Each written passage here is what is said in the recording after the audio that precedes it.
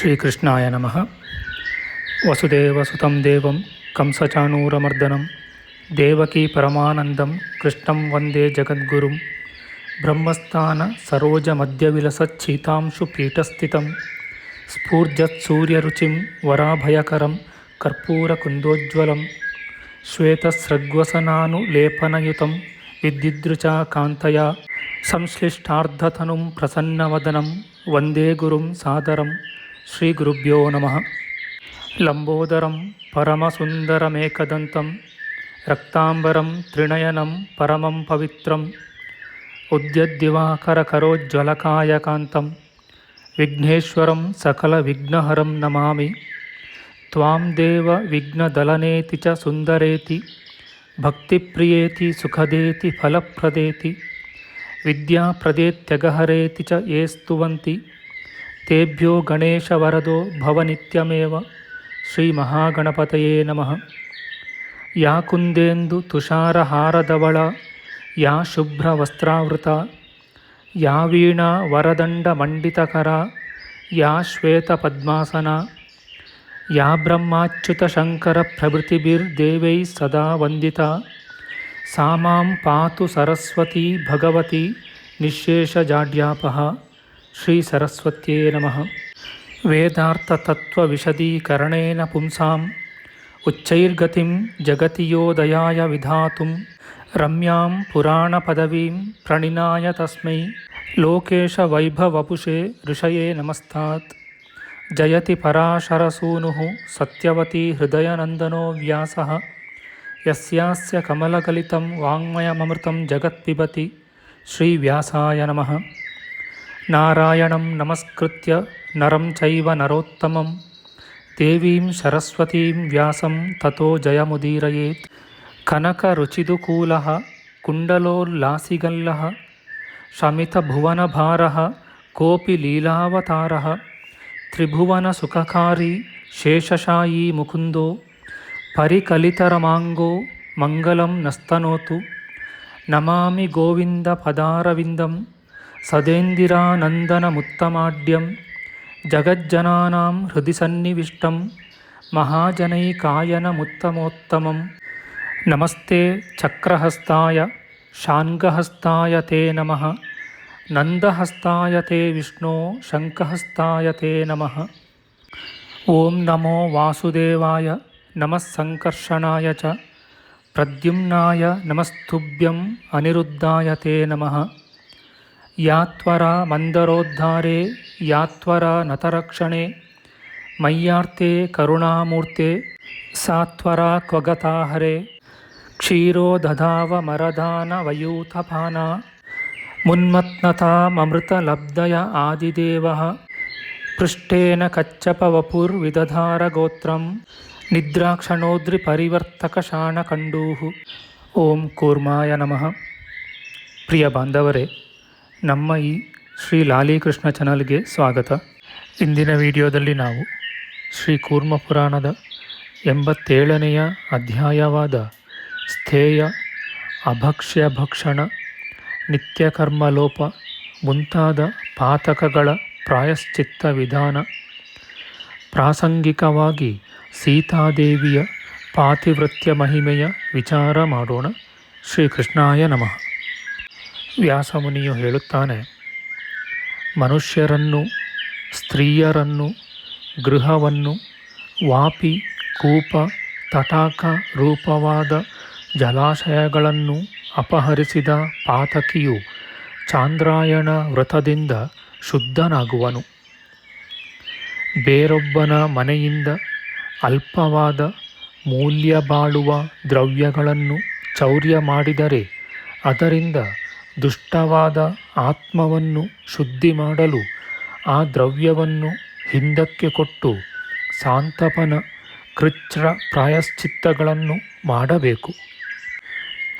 ದ್ವಿಜಶ್ರೇಷ್ಠ ನೆನೆಸಿದವನು ಲೋಭದಿಂದ ತನ್ನ ಜಾತಿಗೆ ಸೇರಿದ ಮತ್ತೊಬ್ಬನ ಗೃಹದಿಂದ ಧಾನ್ಯ, ಅನ್ನ ಅಥವಾ ಧನಗಳನ್ನು ಚೌರ್ಯ ಮಾಡಿದರೆ ಅರ್ಧಕೃಚ್ಛ್ರ ಪ್ರಾಯಶ್ಚಿತ್ತಾನುಷ್ಠಾನದಿಂದ ಶುದ್ಧನಾಗುತ್ತಾನೆ. ಭಕ್ಷ್ಯ ಭೋಜ್ಯಗಳನ್ನು ಅಪಹರಿಸಿದರೆ ಅಥವಾ ವಾಹನ, ಶಯ್ಯೆ, ಪೀಠ, ಪುಷ್ಪ, ಮೂಲ ಮತ್ತು ಫಲ ಮುಂತಾದವುಗಳನ್ನು ಚೌರ್ಯ ಮಾಡಿದರೆ ಪಂಚಗವ್ಯ ಪ್ರಾಶನವು ಆ ಪಾಪದಿಂದ ಶುದ್ಧಿ ಮಾಡುವುದು.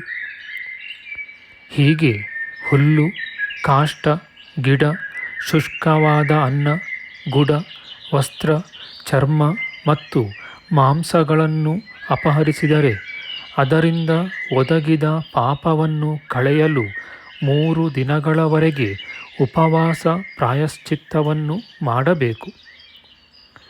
ರತ್ನ, ಮುತ್ತು, ಹವಳ, ತಾಮ್ರ, ಬೆಳ್ಳಿ, ಅಯಸ್ಕಾಂತಮಣಿ ಮತ್ತು ಉತ್ತಮವಾದ ಶಿಲೆಗಳನ್ನು ಅಪಹಾರ ಮಾಡಿದರೆ 12 ದಿನಗಳವರೆಗೆ ಆರಿಸಿದ ಕಣಗಳನ್ನು ಮಾತ್ರ ಭುಂಜಿಸುವ ಪ್ರಾಯಶ್ಚಿತ್ತವನ್ನು ಆಚರಿಸಬೇಕು. ಕಾರ್ಪಾಸ 2 ಗೊರಸುಗಳಿಂದ ಕೂಡಿದ ಪ್ರಾಣಿ, 1 ಗೊರಸು ಇರುವ ಪ್ರಾಣಿ, ಪುಷ್ಪ, ಗಂಧ ಮತ್ತು ಔಷಧಿಗಳನ್ನು ಕದ್ದು ಆ ಪಾಪದ ನಿವೃತ್ತಿಗೆ 3 ದಿನ ಕ್ಷೀರವನ್ನು ಮಾತ್ರ ಪಾನ ಮಾಡುವ ಪ್ರಾಯಶ್ಚಿತ್ತವನ್ನು ಮಾಡಬೇಕು.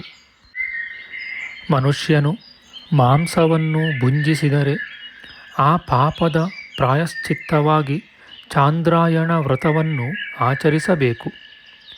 ಕಾಕ, ಶ್ವಾನ, ಗಜಗಳನ್ನು ಕೊಂದು ಮಾಂಸಾಶನ ಮಾಡಿದರೆ ತಪ್ತಕೃಚ್ಛ್ರ ಪ್ರಾಯಶ್ಚಿತ್ತದಿಂದ ಶುದ್ಧಿಯಾಗುವುದು.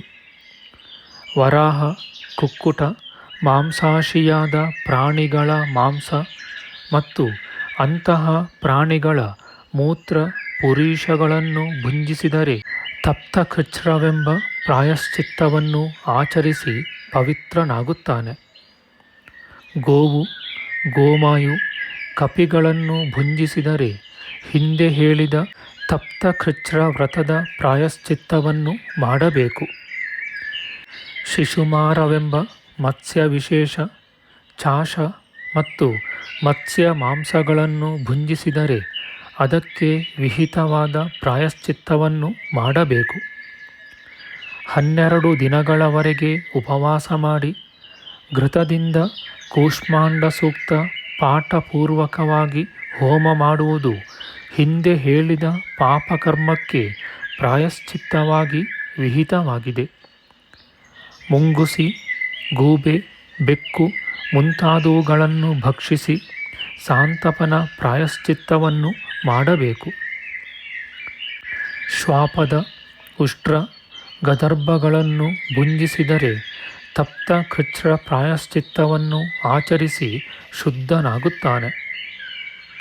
ಹಾಗೂ ಈ ಪ್ರಾಯಶ್ಚಿತ್ತಗಳನ್ನು ಮಾಡಿ ಯಥಾವಿಧಿಯಾಗಿ ಕೂಷ್ಮಾಂಡ ಹೋಮ ಸಂಸ್ಕಾರವನ್ನು ಮಾಡಬೇಕು. ಬಕ, ಬಲಾಕ, ಹಂಸ, ಕಾರಂಡವ ಮತ್ತು ಚಕ್ರವಾಕ ಪಕ್ಷಿಗಳ ಮಾಂಸವನ್ನು ಭುಂಜಿಸಿದರೆ 12 ದಿನಗಳವರೆಗೆ ಉಪವಾಸವೆಂಬ ಪ್ರಾಯಶ್ಚಿತ್ತ ಮಾಡಿ ಶುದ್ಧನಾಗುವನು. ಕಪೋತ, ಟಿಟ್ಟಿಬ, ಶುಕ, ಸಾರಸ, ಉಲೂಕ, ಹಂಸ ಮುಂತಾದ ಪ್ರಾಣಿಗಳನ್ನು ಕೊಂದು ತಿಂದರೆ 12 ದಿನಗಳವರೆಗೆ ಉಪವಾಸವೆಂಬ ವ್ರತವನ್ನು ಪ್ರಾಯಶ್ಚಿತ್ತವಾಗಿ ಆಚರಿಸಬೇಕು. ಶಿಶುಮಾರ ಮತ್ಸ್ಯ, ಚಾಶಪಕ್ಷಿ, ಮತ್ಸ್ಯ ಮಾಂಸ, ಹುಲ್ಲು, ಕಡ್ಡಿಯನ್ನು ತಿನ್ನುವ 1 ಬಗೆಯ ಪಕ್ಷಿ ಇವುಗಳನ್ನು ಕೊಂದು ತಿಂದರೆ ಹಿಂದೆ ಹೇಳಿರುವ 12 ದಿನಗಳು ಪೂರ್ತಿಯಾಗಿ ಉಪವಾಸ ಪ್ರಾಯಶ್ಚಿತ್ತವನ್ನು ಮಾಡಬೇಕು.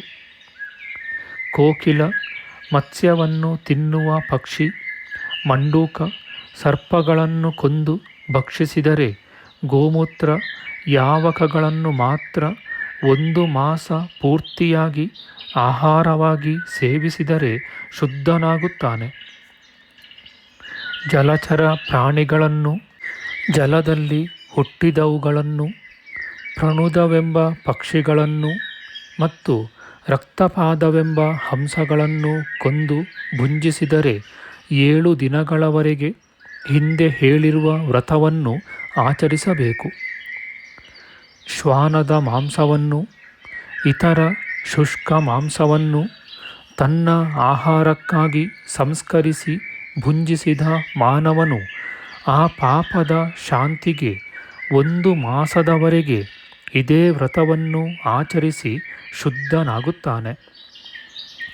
ವೃಂತಾಕ, ಭೂತೃಣ, ಶಿಘ್ರು, ಕುಟಕವೆಂಬ ಶಾಕಾಹಾರವನ್ನು, ಚಟಕ, ಖಡ್ಗ, ಕುಂಭೀಕವೆಂಬ ಪ್ರಾಣಿಗಳನ್ನು ಭುಂಜಿಸಿ ಪ್ರಾಜಾಪತ್ಯವೆಂಬ ಪ್ರಾಯಶ್ಚಿತ್ತವನ್ನು ಆಚರಿಸಿ ಪವಿತ್ರನಾಗುತ್ತಾನೆ. ಪಲಾಂಡು, ಲಶುನಗಳನ್ನು ಭುಂಜಿಸಿದರೆ ಚಾಂದ್ರಾಯಣ ಪ್ರಾಯಶ್ಚಿತ್ತವನ್ನು ಆಚರಿಸಬೇಕು. ನಾಳೀಕ, ತಂಡುಲೀಯವೆಂಬ ಧಾನ್ಯಕ್ಕೆ ಬರುವ ಕ್ರಿಮಿ ವಿಶೇಷಗಳನ್ನು ಭುಂಜಿಸಿದರೆ ಪ್ರಾಜಾಪತ್ಯ ಪ್ರಾಯಶ್ಚಿತ್ತಾನುಷ್ಠಾನದಿಂದ ಶುದ್ಧಿಯನ್ನು ಹೊಂದುತ್ತಾನೆ. ಅಶ್ಮಾಂತಕ, ಪೋತ, ಕುಸಂಬವೆಂಬ ಔಷಧಿ ವಿಶೇಷಗಳನ್ನು ಭುಂಜಿಸಿದರೆ ತಪ್ತ ಕೃಚ್ರ ಪ್ರಾಯಶ್ಚಿತ್ತದಿಂದಲೂ ಪ್ರಾಜಾಪತ್ಯ ವ್ರತಾಚರಣೆಯಿಂದಲೂ ಶುದ್ಧನಾಗುತ್ತಾನೆ. ಅಲಾಬು, ಕಿಂಶುಕಗಳನ್ನು ಭುಂಜಿಸಿದರೆ ಕೂಡ ಪ್ರಾಜಾಪತ್ಯ ವ್ರತವನ್ನು ಪ್ರಾಯಶ್ಚಿತ್ತ ರೂಪವಾಗಿ ಆಚರಿಸಬೇಕು. ಅಲಾಬು ಮುಂತಾದ ಅಭಕ್ಷ್ಯ ವಸ್ತುಗಳಿಂದ ಮಾಡಿದ ವ್ಯಂಜನಾದಿ ವಿಕಾರಗಳನ್ನು ಮೋಹದಿಂದಲಾದರೂ ಭುಂಜಿಸಿದರೆ ಪ್ರಾಯಶ್ಚಿತ್ತಾರ್ಹನಾಗುವನು. ಆಗ 7 ದಿನಗಳವರೆಗೆ ಗೋಮೂತ್ರ, ಯಾವಕಗಳನ್ನು ಆಹಾರವಾಗಿ ಭುಂಜಿಸಿ ಅದರಿಂದ ಪವಿತ್ರನಾಗುತ್ತಾನೆ. ತಾನು ಇಷ್ಟಪಟ್ಟು ಉದುಂಬರ ಫಲವನ್ನು ತಿಂದರೆ ತಪ್ತ ಕೃಚ್ರ ಪ್ರಾಯಶ್ಚಿತ್ತದಿಂದ ಶುದ್ಧನಾಗುತ್ತಾನೆ. ನವಶ್ರಾದ್ದಾನ್ನವನ್ನು, ಮೃತ ಸಂತತಿಯ ಅನ್ನವನ್ನು ಭುಂಜಿಸಿದ ಬ್ರಾಹ್ಮಣನು ಶಾಂತಚಿತ್ತನಾಗಿ ಚಾಂದ್ರಾಯಣ ಪ್ರಾಯಶ್ಚಿತ್ತವನ್ನು ಮಾಡಿ ಅದರಿಂದ ಪಾಪದಿಂದ ಮುಕ್ತನಾಗುತ್ತಾನೆ. ಯಾವ ಗೃಹಸ್ಥನ ಗೃಹ್ಯಾಗ್ನಿಯಲ್ಲಿ ಅವನ ಅನ್ನವನ್ನು ಪ್ರತಿದಿನವೂ ಹೋಮ ಮಾಡುತ್ತಲಿದ್ದು ಅವನಿಗೆ ಆ ಹೋಮದ್ರವ್ಯಕ್ಕೆ ಬದಲು ಅನ್ನವನ್ನು ಕೊಡದೆ ವಂಚಿಸಿ ಅವನ ಅನ್ನವನ್ನು ಪ್ರಾಶನ ಮಾಡಿದ ದ್ವಿಜನು ಯಥಾವಿಧಿಯಾಗಿ ಚಾಂದ್ರಾಯಣ ಪ್ರಾಯಶ್ಚಿತ್ತವನ್ನು ಆಚರಿಸಬೇಕು. ಎಲ್ಲ ಕಡೆಯಲ್ಲಿಯೂ ಸಂಸ್ಕಾರಗಳಿಂದ ಪರಿಷ್ಕರಿಸಿದ ಉತ್ತಮಾನ್ನದ ಲೋಭದಿಂದ ಅಭೋಜ್ಯವಾದ ಅನ್ನವನ್ನು, ಚಂಡಾಲನ ಅನ್ನವನ್ನು ಭುಂಜಿಸಿದರೆ ತಪ್ತ ಕೃಚ್ರ ಪ್ರಾಯಶ್ಚಿತ್ತದಿಂದ ಶುದ್ಧನಾಗುತ್ತಾನೆ. ದ್ವಿಜನು ಚಂಡಾಲನ ಅನ್ನವನ್ನು ಅಜ್ಞಾನದಿಂದ ತಿಂದರೆ ಚಾಂದ್ರಾಯಣ ವ್ರತವನ್ನು ಸಾಂಗವಾಗಿ ಮಾಡಿ ಶುದ್ಧನಾಗುತ್ತಾನೆ. ಬುದ್ಧಿಪೂರ್ವಕವಾಗಿ ಅದನ್ನು ಭುಂಜಿಸಿದ 1 ಸಂವತ್ಸರ ಪೂರ್ತಿಯಾಗಿ ಕೃಚ್ರ ಪ್ರಾಯಶ್ಚಿತ್ತವನ್ನು ಪುನಃ ಸಂಸ್ಕಾರವನ್ನು ಮಾಡಿ ಶುದ್ಧನಾಗುತ್ತಾನೆ. ಸುರೆಯಲ್ಲದ ಇತರ ಜಾತಿಯ ಮದ್ಯಪಾನದಿಂದ ಪತಿತನಾದವನು ಚಾಂದ್ರಾಯಣ ವ್ರತವನ್ನು ಶುದ್ಧಿಗೋಸ್ಕರ ಆಚರಿಸಬೇಕು. ಅಭೋಜ್ಯವಾದ ಅನ್ನವನ್ನು ಭುಂಜಿಸಿದರೆ ಪ್ರಾಜಾಪತ್ಯ ವ್ರತಾಚರಣೆಯಿಂದ ಶುದ್ಧಿಯಾಗುವುದು. ಮೂತ್ರ, ಪುರೀಷ, ರೇತಸ್ಸುಗಳ ಪ್ರಾಶನವನ್ನು ಮಾಡಿದರೆ ಪ್ರಾಜಾಪತ್ಯ ವ್ರತಾನುಷ್ಠಾನವನ್ನು ಮಾಡಬೇಕು. ಹೀಗೆ ಪ್ರಾಯಶ್ಚಿತ್ತಕ್ಕೆ ಕಾಲವನ್ನು ವಿಧಿಸದಿರುವ ಪಾಪಕರ್ಮಗಳಲ್ಲಿ ಎಲ್ಲ 1 ದಿನ ಅವಧಿಯನ್ನು ತಿಳಿಯಬೇಕು. ವಿಟ್, ವರಾಹ, ಗರ್ದಭ, ಉಷ್ಟ್ರ, ಜಂಬುಕ, ಕಪಿ ಮತ್ತು ಕಾಕಗಳ ಮೂತ್ರ ಪುರುಷಗಳನ್ನು ಪ್ರಾಶನ ಮಾಡಿರುವ ದ್ವಿಜನು ಆ ಅಭಕ್ಷ್ಯ ಭಕ್ಷಣ ಪಾಪದ ಶಾಂತಿಗೋಸ್ಕರ ಚಾಂದ್ರಾಯಣ ವ್ರತವನ್ನು ಮಾಡಬೇಕು. ನಮ್ಮ ಮುಂದಿನ ವಿಡಿಯೋದಲ್ಲಿ ನಾವು ಶ್ರೀ ಕೂರ್ಮ ಪುರಾಣದ 87ನೆಯ ಅಧ್ಯಾಯದ ದ್ವಿತೀಯಾಂಶದ ವಿಚಾರ ಮಾಡೋಣ. ಆಧ್ಯಾತ್ಮಿಕ ಚರ್ಚೆ ಮತ್ತು ವಿಚಾರ ವಿನಿಮಯಕ್ಕಾಗಿ ಶುರು ಮಾಡಿದ ಈ ಚಾನಲ್ನಲ್ಲಿ ನಾವು ಅಪ್ಲೋಡ್ ಮಾಡುವ ಎಲ್ಲ ವಿಡಿಯೋಗಳನ್ನು ಸಂಪೂರ್ಣವಾಗಿ ನೋಡಿ ನಿಮ್ಮ ಸಲಹೆಗಳನ್ನು ಕಮೆಂಟ್ ಬಾಕ್ಸ್ನಲ್ಲಿ ಬರೆಯಿರಿ. ದಯವಿಟ್ಟು ಈ ಚಾನಲ್ಗೆ ಸಬ್ಸ್ಕ್ರೈಬ್ ಮಾಡಿ ಹಾಗೂ ಬೆಲ್ ಬಟನ್ ಒತ್ತಿ ನಾವು ಹಾಕುವ ಎಲ್ಲ ವಿಡಿಯೋಗಳನ್ನು ನೋಡಿ ಪ್ರೋತ್ಸಾಹಿಸಿ. ಕೃಷ್ಣಂ ನಾರಾಯಣಂ ವಂದೇ ಕೃಷ್ಣಂ ವಂದೇ ವ್ರಜಪ್ರಿಯಂ ಕೃಷ್ಣಂ ದ್ವೈಪಾಯನಂ ವಂದೇ ಕೃಷ್ಣಂ ವಂದೇ ಪೃಥಾಸುತಂ. ಶ್ರೀಕೃಷ್ಣಾಯ ನಮಃ.